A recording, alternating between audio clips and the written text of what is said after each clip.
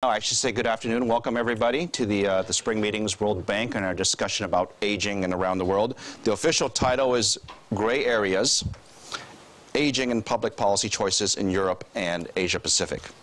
First of all, on behalf of CCTV America, thank you to the World Bank for putting this together. Thank you for being in attendance. And of course, I'll introduce the panelists in just a moment. But it's amazing. We spend millions of dollars on television studios, and they managed to turn this office space into a TV studio in about, what, 3 or 4 hours? So thank you to the technical team for putting this together. We're going to start a little bit differently today than we normally do. You're used to the PowerPoint presentations. We're actually going to do a semi-live television interview in front of all of you. So the pressure's on to our special star guests, and they're going to help us answer the questions, not just to you guys in the room. I know you're very smart because the president of the World Bank told me there are 2,000 PhDs working at the World Bank, and a couple of those MBAs, and the rest are interns with bachelor degrees. So, but I think the audience goes well beyond this room. It goes to those perhaps live streaming this from around the world, and those that will be watching it later on, and what does it mean to the average day person? The discussion of aging is a very, very important topic, and we're going to get started right now. Laura Tuck, Vice President, Europe, Central Asia region of the World Bank. Thank you for being here. Axel van Trotzenberg, it's good to see you again. VP, Vice President, East Asia Pacific region. Laura, let me ask you this. How did you come up with the idea, first of all, of putting this study together specifically regarding aging? Well, aging is a very topical subject in Europe right now. We wanted to take a comprehensive look at the issue. And we wanted to look at both the challenges, which everybody talks about these days, but also some of the opportunities. The region is society, is it not on? The ECA, as a region, Europe and Central Asia region, is aging. We've seen the number of people, the share of the population, the number of people over 65 has gone down from 1 in 14 to 1 in 8. It's projected to go down in Central Europe and Central and Eastern Europe. The average age has gone from 30 to 40 from 1950 till now. And so that's 10 years older than the average person in the world. So this is an issue we wanted to take a look at. Well, for myself and a lot of my colleagues, I know we call ourselves the sandwich generation, where we're taking care of the kids and we're taking care of our parents as well. And Axel, I want to ask you, when you think about what this means in terms of demographics and the shifts we're seeing around the world, we often talk about the baby boom generation. They were the makers and the creators of sort of what we have today, and now we're in the process of taking care, in large part, that particular demographic. In your view, how big of a shift is this in terms of the mindset of when we think about economically? This is going to be an enormous shift, and what we need to think about is the speed with which it's taking place. Think of this, for example, France. It took in France 100 years till the share of people older than 65 went from 7% to 14%. In China, it will take 25 years. So these countries have to make structural adjustments that are enormously fast and will have an incredible impact economically and also for the labor market. So why do we do this type of studies is because of its economic and social impact, and that societies will have to prepare for it. What do you think, Laura, is going to be the greatest challenge in terms of governments and also the private sector in implementing a lot of the policies? I don't want to say you're recommending them, but you're certainly talking about specific policies that work or don't work. Mm-hmm.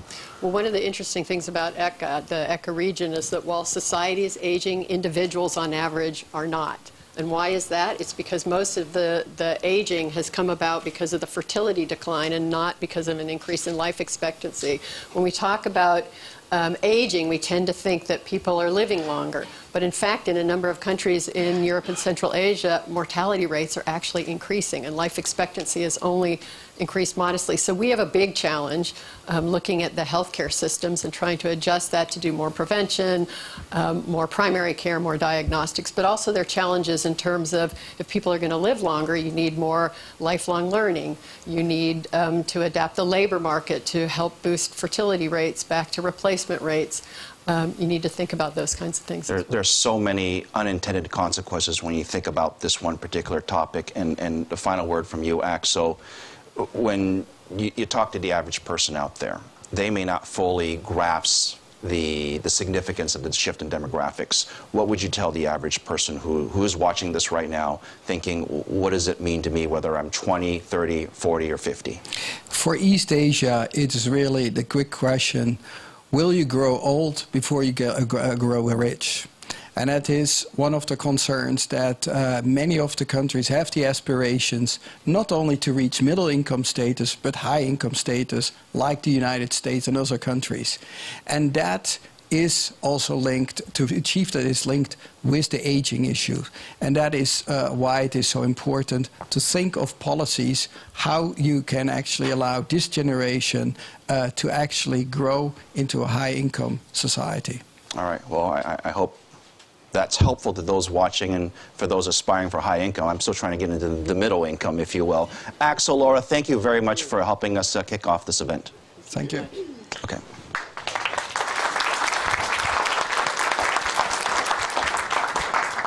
So that gives us a little background as to why they did the study, what some of the economic implications of the study are, and also some of the challenges that face not just the public sector markets in individual countries, but also companies as well.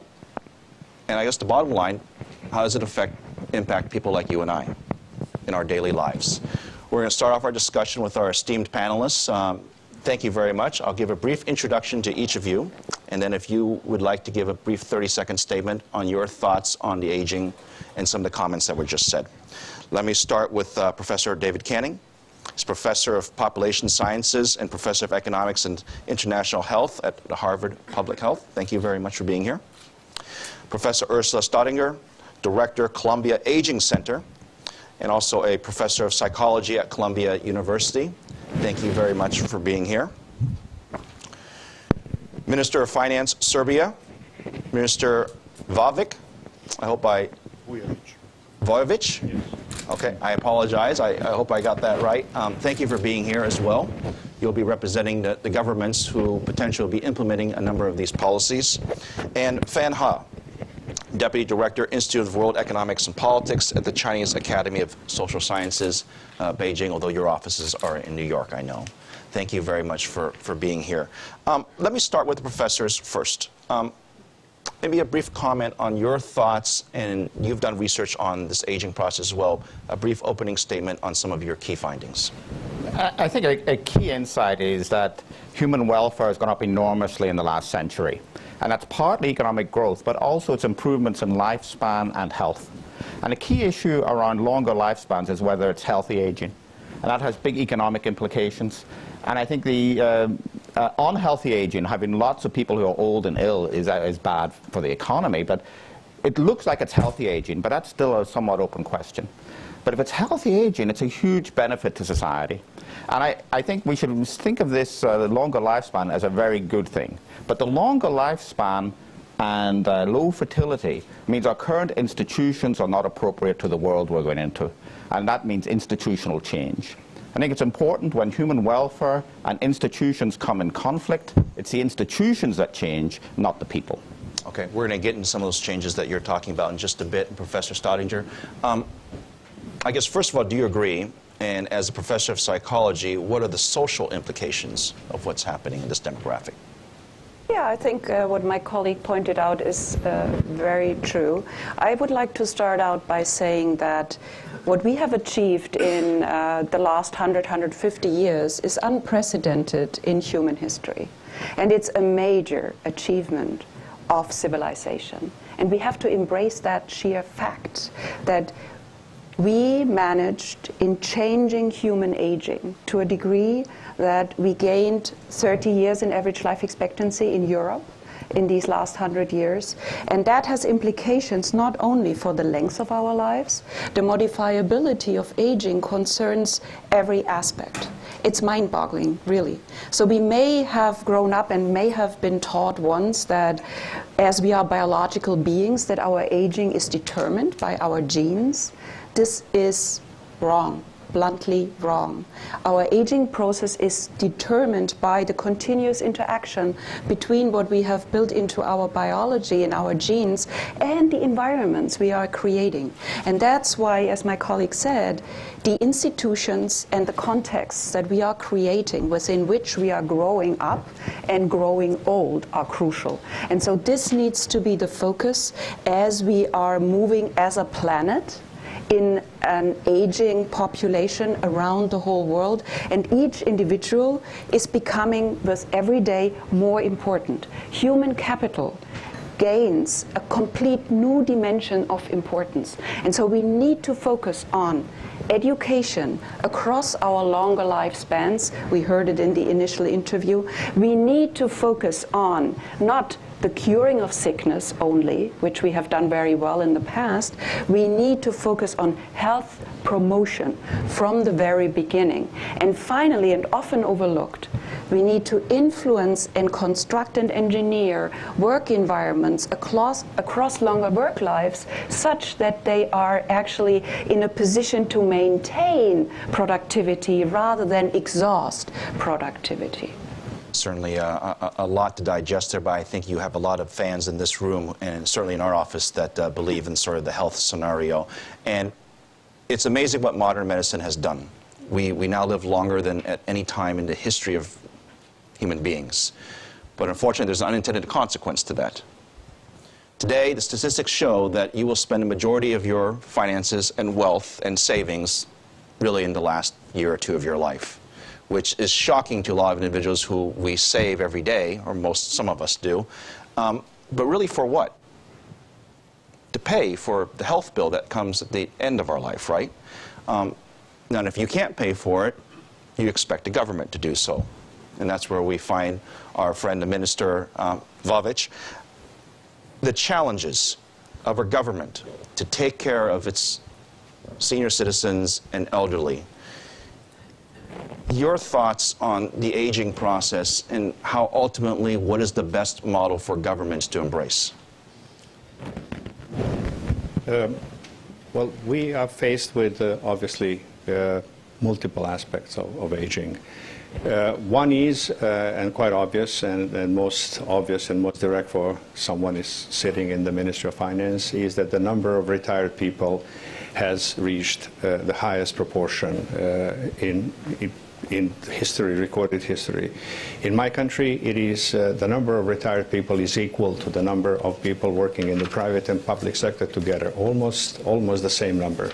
So one-to-one, nobody can sustain a system where one retired person rides on the shoulders of one working person. Second aspect of aging is the expected benefits for older people that should be provided by the government. We used to put a lot of emphasis on schools and education. I think we now have to shift this to facilities that will make life better and simpler and cheaper for older people. At the same time, as Laura mentioned correctly, fertility is going down. So our whole demographic tree is kind of skinned at the bottom.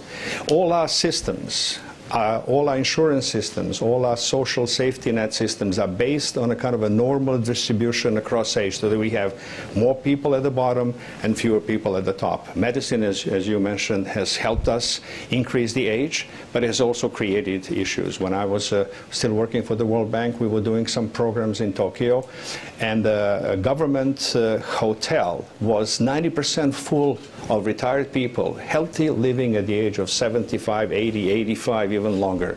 So using government facilities to help them out is obviously one way of doing it. But the most important thing for me is non-sustainable level of benefits for older people. We presently have between 6 and 9% of GDP is the subsidy from the budget to the pension fund. And yet, the pension fund, the wages, average pension goes down from 60% to about 55% of average wage. Since this is mostly, composed of basic life support type of things, basic food, basic living, and so forth, it's very hard, and it is producing a lot of commotion. And last, But even more dreadful aspect is that the new jobs are the only solution to this. Economic growth and new jobs are the only solution, so that at least in jobs we can achieve the balance. And this is where we're performing worst. This is where we have the highest share, and the unemployment is the highest among people at the age of 30 to 40. They already have education knowledge base depleted by the number of years in the unemployed pool. They need to be retrained, and we need to make a push. So we have to try to find a way to balance this on the fiscal side, but also to balance this on the economic growth side, because otherwise it's not sustainable. That's a big challenge, and your country is certainly not alone. Fanha, another fairly large country in the world, China, and it's unique because China has previously had the one-child policy, and so if you imagine you have the two parents, then you have the one child, and they get old, and then the one child is going to now take care of two parents. And of course, that has been recognized by the government in China, and they're now beginning the process of loosening the one-child policy. But I want to get your thoughts on the challenges specifically to China. I think among the panelists, I'm the most anxious one, because I come from China, and we are getting to this aged society very quickly. We are getting old before we get rich. The reason for this aging population in China is more or less the same as that in elsewhere: the lower fertility, the greater longevity. But there are some specific problems in China which make the situation even worse. As you mentioned, we have this very controversial one-child policy, which accelerated the dropping of fertility. But also in China, we don't have a well-functioning social safety network, so we have to take care of ourselves. And this is the quite unique 4-2-1 phenomenon for one child, and you have to take care of two parents, and then you have to take care of 4 grandparents. And so in China, this is the reason why Chinese people are working so hard. We don't need we don't need the Protestant ethic to convince ourselves that you have to work hard and save more. Just think of what will happen when you grow old, and you will wake up at 4 o'clock and start working. Oh, but man. in the long run, I think this is one of the fundamental challenges that China has to face. But right now, I think this can create a kind of opportunity for China to reform this healthcare. Let me ask you this. The 4-2-1 scenario, it's hard to not imagine that that's not eventually going to impact growth in China. Is that a natural deductive reasoning that I'm going towards? Well, in China, people are talking about this Louis turning point. It means that in the past, we have the seemingly unlimited supply of labor force. But now we have shortage of labor, especially shortage of migrant labor, the unskilled labor. But I think that will have profound impact on China's economic performance in the long run. But right now, what happened that we noticed that the sharp decline of China's GDP growth rate, I think that's more related with the sharp drop of investment. So we have sharp drop of investment on real estate sector and also in the export sector. But in the long run, I think this rapid change of demographic profile will influence potential growth rate. Let me talk about something that we talk about being old and wealthy, and unfortunately the vast majority of elderly around the world are not wealthy. They may be old, but being wealthy is probably the last thing on their minds. They're probably more concerned about putting food on the table, paying for their medical bills, paying for their prescription medicine. There are a lot of challenges. And I want to talk about poverty a bit. And for those that aren't quite as fortunate, and there's a lot of them around the world, they simply don't have access to the type of medical care that we in this room likely have. How does that change, and how should the private sector step up at those efforts, or is it a joint process between individuals, the private sector, and the government? Professor? Yeah, I think that if you go to very poor people in poor countries simply cannot save for retirement. That prospect is not open to them. because they're at subsistence levels of income. And the prospect of them saving for their own retirement just doesn't exist. And in fact, they don't retire. And I think there is a need for a social safety net in pension, a basic pension, universal pension for everyone to reduce poverty. I think the issue about public pensions based on a transfer system are, I think for richer people, moving to a system which is fully financed rather than transfers from working to old people, which as we already heard is unsustainable. Moving to a fully funded system, I think, is the right way to go. But within that, you still need a safety net for the poor who are not able to save, and that will require redistribution of income. So there's two different functions of the pension system there. One is redistribution, and one is moving people's savings forward in time. And I would say, even though I'm an economist, I don't think people are fully rational, and leaving pensions entirely to the individual is not appropriate. I think a system of compulsory saving linked to investing that money for the future is the right approach. So there's certainly a balanced view. By the way, if you're tweeting, the hashtag I still call it pound. I don't know why it's called hashtag, but so I'm just going with the old school. Pound, aging, impact, in case you're tweeting. Professor Staudinger, the psychological stress, I see that with my own parents and grandparents they're happy that they're getting older. I mean, they're mostly healthy, but there is a significant stress that's upon them as well, because as you age, you want to be self-sufficient. You don't want to rely on other people, yet eventually that has to be the ultimate outcome. And I'm curious, in your studies, how best should they handle those stresses? Well, I think it's a very complex question you're asking because it has to do with one component in our aging process, which is the biology. It concerns our body, it concerns our functioning, and we know that the evolution has not optimized us for these longer lives. We basically outwitted biology through culture. And so what do we do with that? Obviously, it is crucial that we change the way we are leading our lives. So we have to be very concerned that people exhaust themselves before their time, because they will be still alive and they may then suffer from great morbidity that could have been avoided. And so I think we need to realize that what you're observing with your parents these days will not be your aging. Okay? It's a moving target. As we are moving through historical time, we are influencing constantly human aging. So for instance, the latest very exciting findings about the prevalences of Alzheimer's dementia, which is for many of us, I mean, the big fear, we see positive trends. These are data from the UK that across a historical time of 20 years have found a significant drop in the prevalences. And we find in another exciting study that compared 90-year-olds across a 10-year period. So they were born, 90-year-olds that were born in 1905 and 90-year-olds that were born in 1915. You will not believe it, the cognitive level of performance in the 90-year-olds improved significantly across this stretch of 10 years of historical time. So what I'm saying is, it's in our hands. How are we creating our lives through work environments, through educational environments, through health prevention?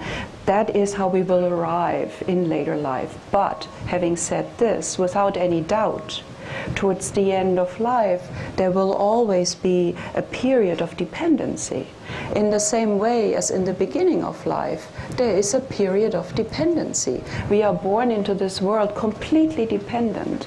No one wonders about it. Actually, we make a big deal about it and we cherish motherhood and fatherhood and so forth. And we have optimized, or we are on the way of optimizing, how to take good care of these early dependent years and try to avoid inequalities and so forth. Now, we need to invest the same creativity and the same amount of energy in these last dependent years. We need to develop systems that are actually allow for a dignified dependency.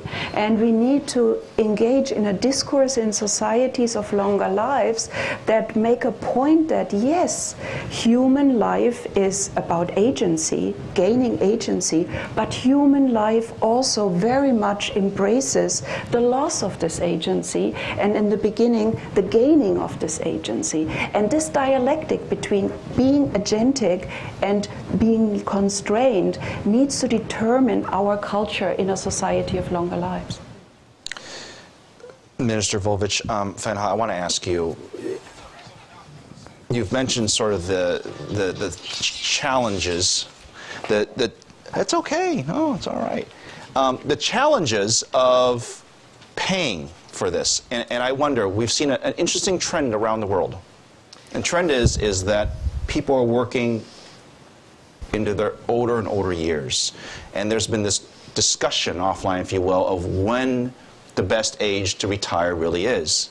I mean, in the early years, in human history, it was really in the 50s. Then it became mid-50s, then 60s, and depending on which country you're in, there's a different number. Is there an ideal number, and does that ultimately help reset the balance in terms of funding? Well, yeah, this is obviously one option that everybody has pursued. We have recently increased the retirement age, and we're gradually going to move from the existing 62. First, we want to equalize, eliminate gender difference there. So we want to have men and women retire at the same age. Statistics prove that women live longer after retirement. They need help in their motherhood part of life, not at the age of 65. So we follow that trend. Second, there are a number of facets where aging creates huge economic impact. One is, as I mentioned, aging combined with fertility decline frees up space in schools that ends up being unused. So instead of gaining from this, we're actually having the same fixed cost. And this average classroom size has gone down from 35 to 30 to 25, now 18, 10 in some places. You still have to keep those schools. You have to still keep those professors. We have about 50,000 professors in elementary and high schools that have less than full workload. And at the same time, we have a lack of people that will do things for older people. We don't have culture or tradition of nursing homes, of any help with them. Second, you age and your structure of your demand changes tremendously. Some people, being asset rich and income poor has become traditional in some of our countries because people have inherited homes, apartments that are scaled for 4, 5, 6 people. Now you have 2 people living in them, and they have no way of organized way of leveraging this for income that they need. I'm just curious, when you mentioned the raising of retirement age. I mean, that's great that we would like to impose older folks work later in life. I'm not sure the older folks want to work later. I'm just curious, what's the reaction that you've gotten from your constituency? Most people find their equilibrium in the late 50s. They give up their overly, strong ambition in work, and they enjoy work, actually. So some of them, actually, they retire only if you give them extra incentives. They actually like to go to work if they found a balance between life, and they usually do. At a certain stage in life, they actually don't want to get retired. These people where hardship is involved in work, yes, but in most administrative jobs and modern jobs, people like to stay. They stay engaged. There's some analysis that says that some of the crippling diseases happen a couple of years after retirement. So it's the psychological part, and the benefits is also very important. People. Yes, Professor, you want to say something? I would just like to add one thing about your very well-made remark about the effects of shrinkage. So we have smaller birth cohorts. You still have to provide for the same amounts of schools and teachers. How about thinking differently? In a society of longer lives, let's just say goodbye to age segregation, and let's think about a society that is age integrated. So for the open space in your classrooms and the free time that professors may have, let's think about give them some more training that they can be dealing with adult learners, and let's develop a very systematic system how we can continue to learn as we move through life, also outside of the workplace. For instance?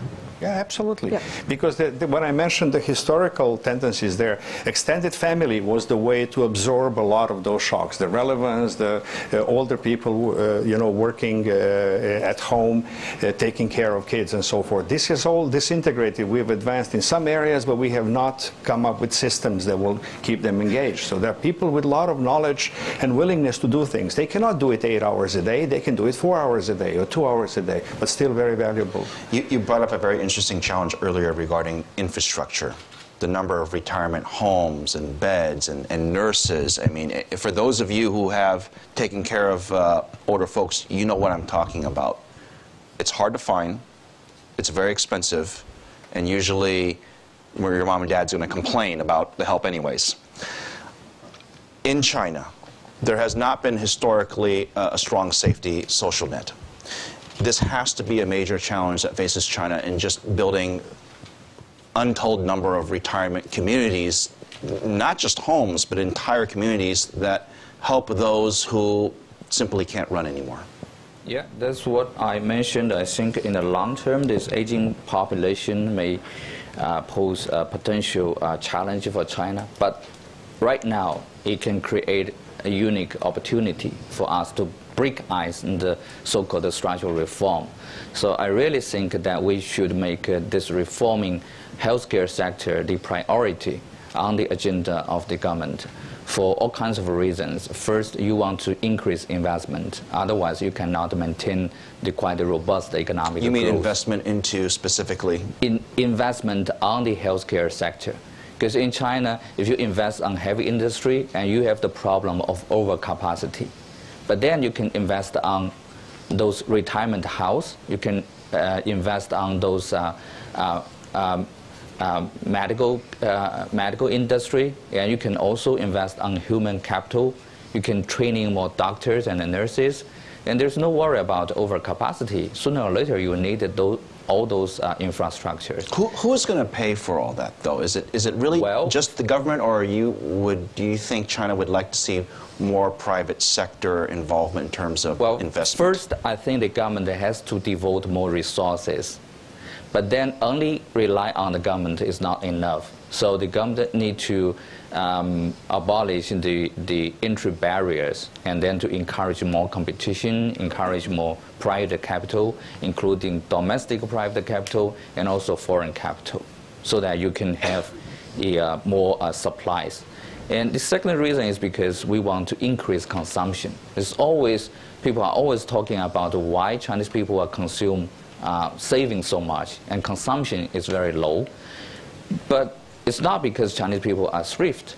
If you visit a middle-income Chinese family, you can see that Chinese people have everything. We buy our own apartment, we buy automobile, we buy furniture, color TV, everything.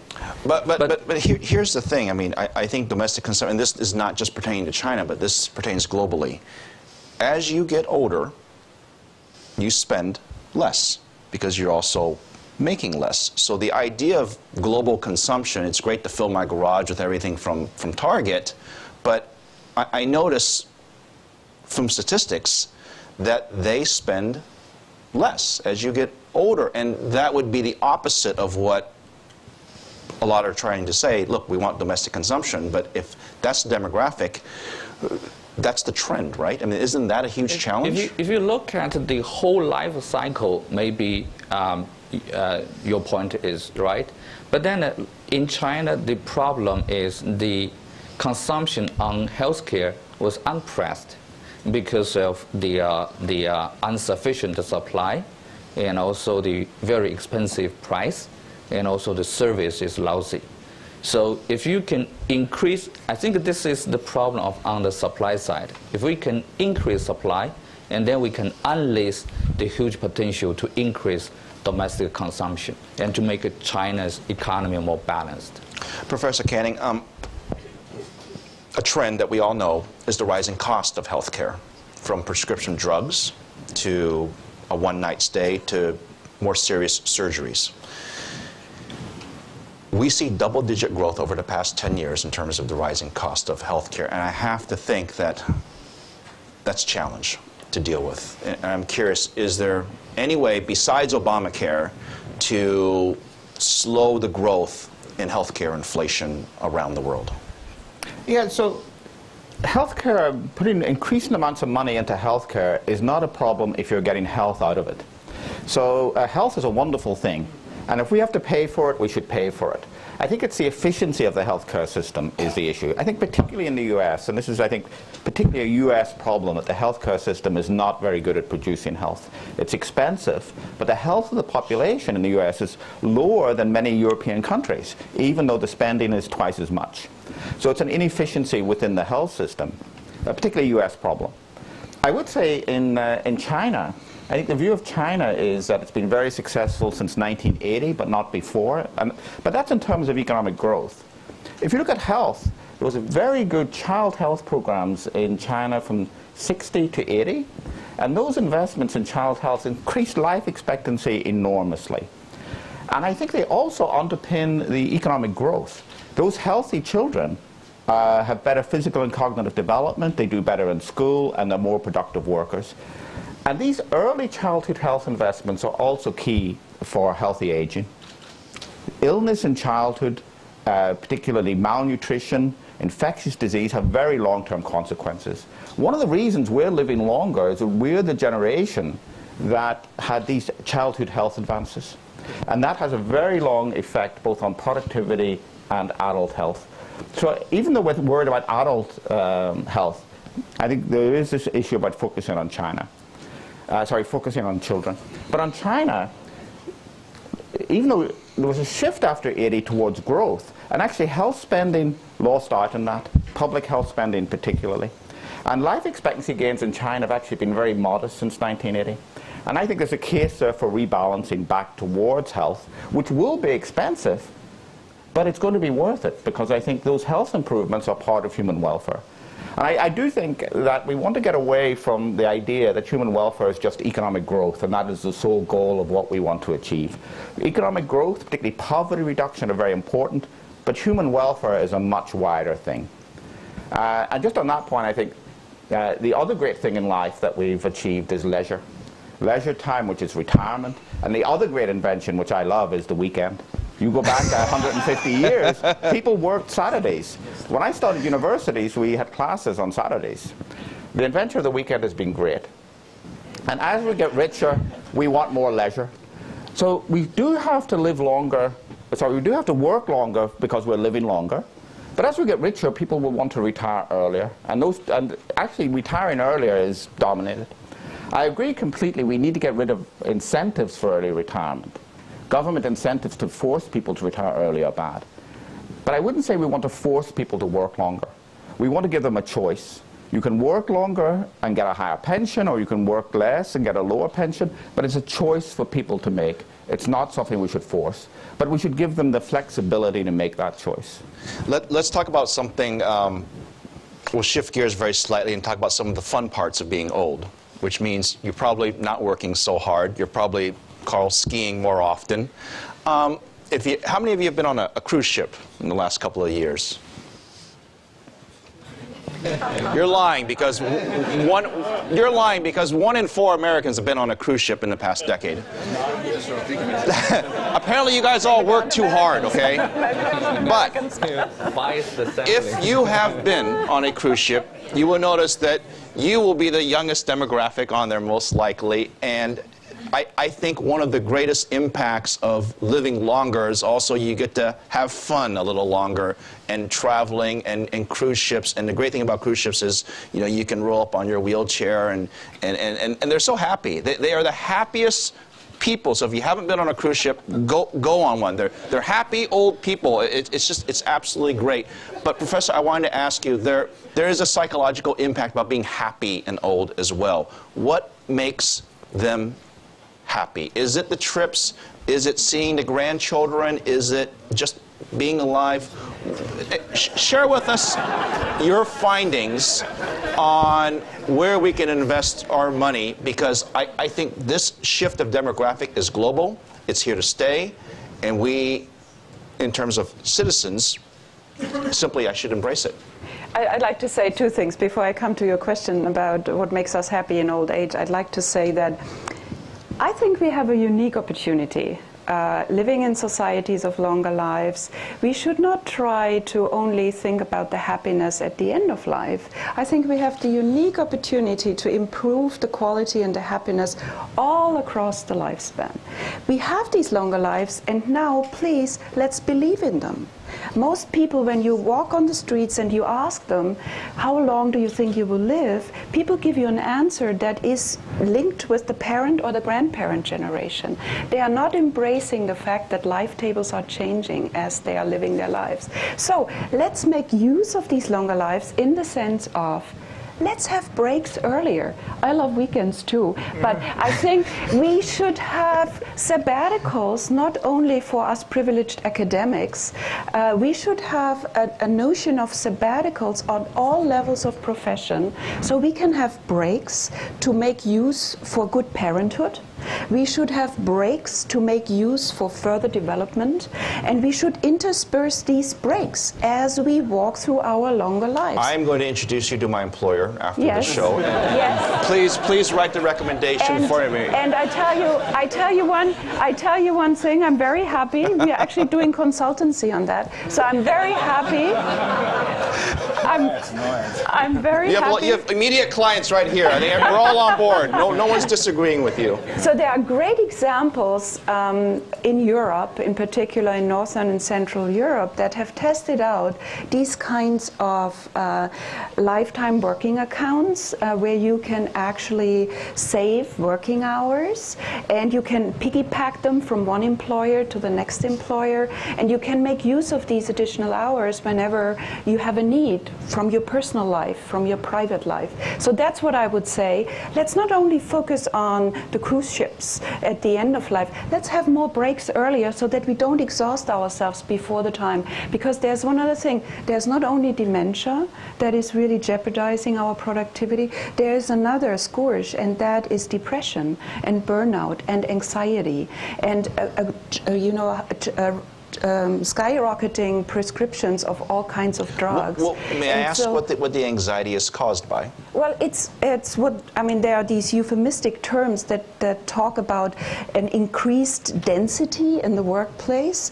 I would just say people, I mean, the speed with which work is happening and the multitasking that is happening and the intensity of information flow in our general environment has increased immensely, where I think we have to have breaks in between and much earlier as well.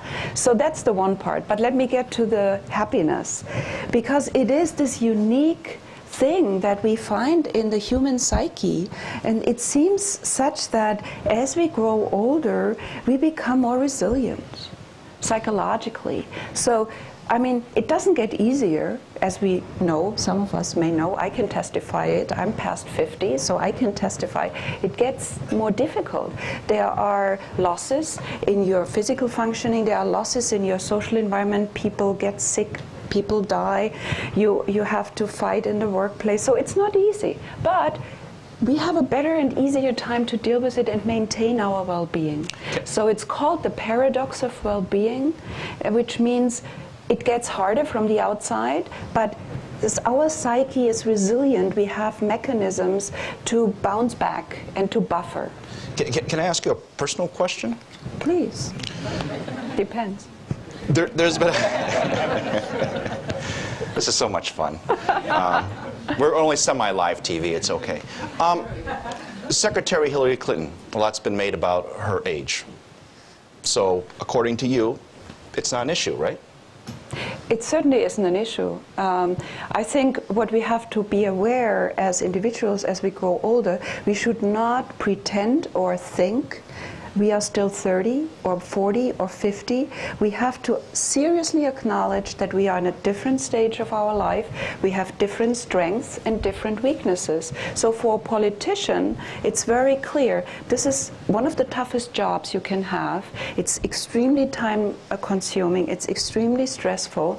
And so you have to find your own rhythm and way of dealing with it. And I'm sure being such a smart and and prudent politician like Hillary Clinton, she knows very well how to find her rhythm in the upcoming campaign. We thank you very much. We have a few minutes left. I'd like to get a closing statement from each of you, and perhaps I'll leave you with this. Give us one statement or one comment that you'd like the audience, not just in this room, but those watching as well, to walk away with. Fan Ha, I'll start with you. I have to bring a topic more gloomy, because when thinking of aging population in China, I cannot stop thinking of the inequality. If we do not address this question appropriately, this aging problem may get the inequality even worse. Because you can see that if you are well educated and you can work longer and you can have more happier life, but if I'm a migrant worker working in the factory in Dongguan or Wenzhou, I would like to retire at the age of 40. And also you have different, the social welfare scheme between the urban area and the rural area. So, and there's a wide gap between this welfare. So I think we should be very cautious on all these social and economic aspects related with aging problems. Minister Volvich, your final thoughts? Yeah. Well, my concluding remarks will actually build on a couple of statements that were made recently. One is on the social cost of aging. We seem to spend a lot on aging people, but unfortunately a lot of it is useless. Of the 15 people from my friends and family that died over the last 10 years, they all went through crippling surgeries during the last couple of years of their lives that did not improve their well-being, that did not extend their life much, created a huge personal and social cost. Let's spend the money wisely. Let's improve happiness. Let's improve the quality of their life. Let's give them what they really need. Sometimes it's easier to give painkillers than to push someone through surgery that does not help at all. Second is what really ask them, and we did a couple of survey questions, ask them what makes them happy, what they really want. And we get an overwhelming answer that grandparents would care much more about their grandchildren than their children. And that is true. And they say, I'm willing to secretly pay half of the salary for my grandson, just find them a job, just make them useful. They actually suffer when they see their grandkids go out at 11, come back at 5 o'clock in the morning, because this is what kids with no jobs do. They say this is a waste. They want to stop that. So some of them, at the older age, people find the joy from giving, not only taking. They're at the point in life. And so let's try and internalize this. Let's not waste money on things that are not effective, and let's get them actively involved in doing what really needs to be done to make them happy and help everybody else. Minister, well said. Thank you. Professor Staudinger, you have the most fans in this room, for sure, with the 6 months of paid leave, I think you said, right? Oh, 6 months. You made that up on the spot. I thought you said 6 months. We heard she said 6 months. Every 3 years. Every 3 years. I'm still going to get in trouble for this. Your final thoughts to our audience and around the world that you'd like to leave them with? I think we have been enormously successful in the last 100 years by investing and optimizing the first 40 years of our lives, by the institutions that we built. And we have reaped the harvest. That's the basis of our expanded lives. Now we are living in societies of longer lives, and now we need to turn to the next 40 years. And we need to develop institutions, we need to change the labor market, the workplaces, we need to adjust the educational institutions and the health systems to with the same scrutiny, with the same amount of investment as we did for the first 40 years of life, in order to continue human development as long as we are on this planet and not have it stop at age 30. Professor, wonderful to have you on. Professor Canning, last word from you. I've been very pleased to hear what the panelists have had to say, and I think it's a really important and wonderful thing that we've got this healthy aging, but we do have to adjust our society to cope with it. And it's not just the public sector, it's also the private sector, it's the way we work, it's the way social relationships work. And if I could just propose something that could actually be done very easily here at the bank and in the United Nations. We defined youth dependency and old age dependency as 0 to 15 for youth and 65 plus for old age dependency. People 65 are not dependent. And I think we need a much more changed way of thinking. Dependency is when you reach cognitive and physical decline and you need someone to look after you. But that's a moving target, and it's moving way, way out. And we need to get away from these old-fashioned ways of thinking about aging and dependency and think about it in a new way. And I think that's at the heart, I think, of what everyone is saying here, that we need new ways of thinking and new ways of organizing society, which will be good. It's not all negative. It's not about this is a problem we have to fix. This is a huge opportunity and a huge improvement in human welfare, and we simply have to adapt to it. Speaking of new ideas, I think we're going to get some new questions from the audience. We have a little bit of time to take questions from the audience. Please ask your toughest questions you can. And state your name and organization and who your question you'd like to have addressed to, please.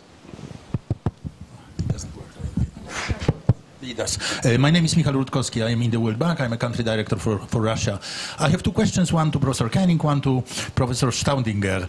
To Professor Staudinger, you were telling us how important it is to be realistic about your age, not to pretend you are younger than you are, but just be in sync with who you are, and that would help in your happiness, if I understood you well. On the other hand, I read somewhere, probably a health section or maybe some pop psychology, that people who are at work, if they feel that or they think they are younger than they are more productive, they are more energetic, they emanate with optimism. So I want you to comment on that. Is it really a good idea to be realistic about your age, or maybe for the happiness it's good to pretend I am 10 years younger and therefore I actually will be more productive and more happy? And to Professor Koenig, Professor Koenig, you said it's important to give people a choice to retire or to work, and in principle I am okay with that, except that in the first place we have pension systems because people are myopic. That's why pension systems are mandatory. This is why we insist on certain retirement age. So what makes you believe that people are not myopic at retirement age? And why wouldn't you believe that they take a wrong decision if they have a freedom of choice? Thank you. All right, thank you, Professor. Beautiful question. Wonderful, thank you. I think in a society of longer lives, we need to say goodbye to chronological age. Chronological age has lost its informational value, I would say, starting around 20 or 25 years of age. It's not very helpful for us to know whether someone is 40 or 60, and knowing whether this person is capable, is cognitively independent, is a fast runner or cannot run anymore at all.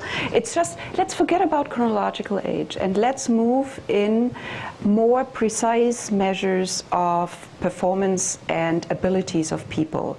We know now from hard data that we can very justifiably in the year 2015 say that someone who is 60 chronologically has a health age of 50 in 2015. We hope we will be moving forward that in maybe 2025 there may be even a 15-year difference. Maybe not, it depends whether we master obesity and so forth and so forth.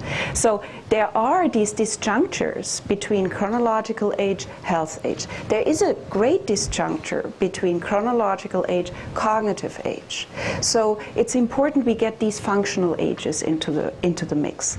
You were talking about a motivational effect and an optimism effect that we know from the subjective age literature. If we ask people, how old do you feel? And you get like a discrepancy of usually in the midlife around 10 years. And if you follow along with that average trend, you can also be expected to be more optimistic, more productive, more well-functioning, basically. So that is true. But what I meant with my original statement is, based on a one-sided negative old age stereotype, no one wants to be old. And I think we have to overcome that. And we have to embrace the fact that our life is made up of, let's say coarsely, 4 to 5 phases. And I'm not speaking chronological age, phases.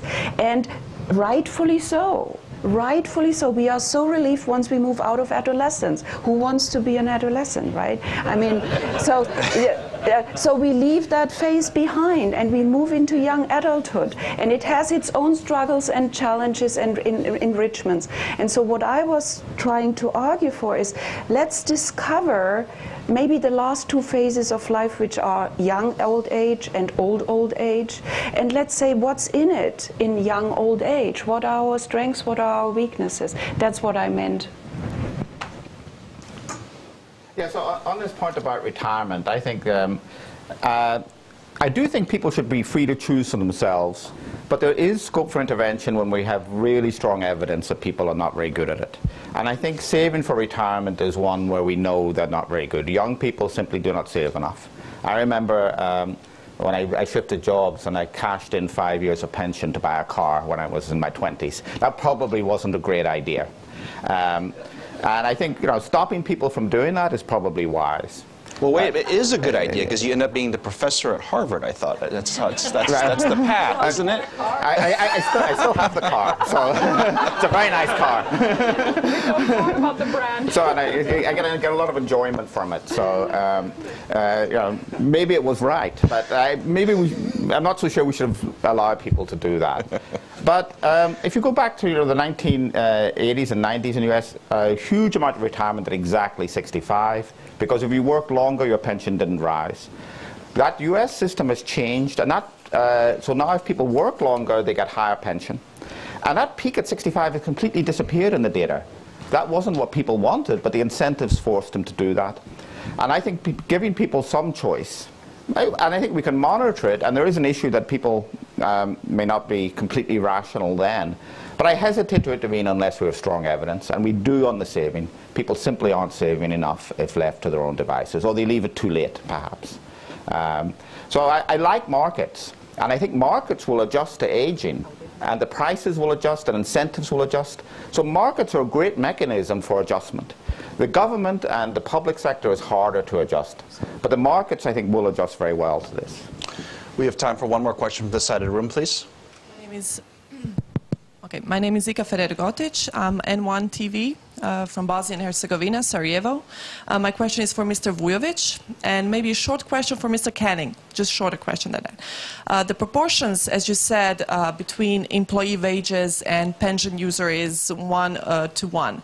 So that's not really sustainable, as we can say. So what are the next moves of the government of Republic of Serbia to tackle that issue? Because it's the same issue that we have in Bosnia as well. And for Mr. Canning, what are the recommendations for countries in development, such as Bosnia and for example, Serbia, which are still not the members of the EU, that should take over the system that we should take over in order to, you know, have a better pension system, have a better health care, for example? Thank you. Minister, would you like to go first? Yeah, well, as I mentioned, I mean, there's obviously a gap between ability and willingness of people to contribute to the pension fund. All these countries from former socialist economies inherited a pay-as-you-go system. And that system is particularly vulnerable to those kinds of changes in demographics. So we have a system that is based on a system of rights, system of benefits that is not related to incomes, to contributions. My approach as the minister would be to give incentives to people to contribute more, maybe even reform entirely the whole system. We are getting signals from our bank colleagues, experts, that second pillar is difficult, which is a mandatory funded pillar. But the first pillar is not feasible. So you know, we are between the rock and the hard place here. You know, the first one, I'd be inclined to bankrupt the first one or reduce it to the equivalent of the U.S. Social Security system, provide a minimum for everybody, and start the second pillar. Like, how long does it take to go from Washington to New York? You know, it takes 4 hours once you get started. So for the second pillar, it'll take 15 years once you get started. The more we postpone, the later we'll get the benefits. And the second is that we look at the cost side here. What makes it so difficult for older age people to find ways of living efficiently in our modern societies? This was all designed for a different type of society, different type of background. You now have among retired people higher level of skills than among many subsets of the employed people use that. You know, we have people with great experience, great education that is completely being unused. Thank you. Thank you. Professor, your final thoughts and recommendations? Well, I mean, I think I just agree with what the Minister was saying.